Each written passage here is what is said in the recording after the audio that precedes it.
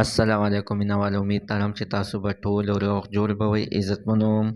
نو نن په پېښور کې یو ځل بیا دغه شانتې عزتمنو افسوسناکه واقعه مخې ته راغلې ده چې په دغه حادثه کې عزتمنو یو پولیس کانسټیبل فرمان خان خو هم پکې عزتمنو شهید دی، هغه هم پکې عزتمنو د شهادت جام وڅښلو. راځئ مینواله نن د هغه اوس جنازه وشوله چې پکې د خیبر پښتونخوا وزیر محمود هم پکې شامل و. عزتمنو د خیبر پښتونخوا وزیره عزتمنو هغه په خپلو لاسونو باندې د هغه جنازه وکړه. راځئ مینوال موږ دا ویډیو تر اخره پورې وګورئ چې تاسو ته پوره معلومات در ورسیږي. دې معلومات نه مخکې زه تاسو ته د یادګینه وکړم، تاسو کو چېرې زموږ په دې سوپر کلیک چینل کې نوي وئ چینل هم نوي سبسکرایب کړئ. مهرباني وکړئ تاسو زموږ د سوپر کلیک چینل د سره سبسکرایب کړئ، خوا کې ورسره د ټلۍ نښان ووهئ چې هر یوه نوي معلوماتي ویډیو تاسو ته په اسانۍ باندې در ورسیږي. عزتمنو په پېښور په کیسه خانۍ په بازار کې عزتمنو په جومات باندې عزتمنو ډېره افسوسناکه واقعه مخې ته راغلې وه چې په هغې کې عزتمنو ډېر کسان زخمي او ډېر پکې شهیدان شول. په دغه شهیدانو کې عزتمنو دوه د پولیس کانسټیبل فرمان خان هم پکې موجود و چې د هغه عزتمنو اوس خو جنازه هم وشوله چې د خیبر پښتونخوا وزیر اعلی عزتمنو په خپلو لاسونو باندې د هغه جنازه وکړه او ځمکې ته یې وسپارلو. عزتمنو چې کوم پکې شهیدان شوي دي الله تعالی دې هغوی ته هغه جنت کړي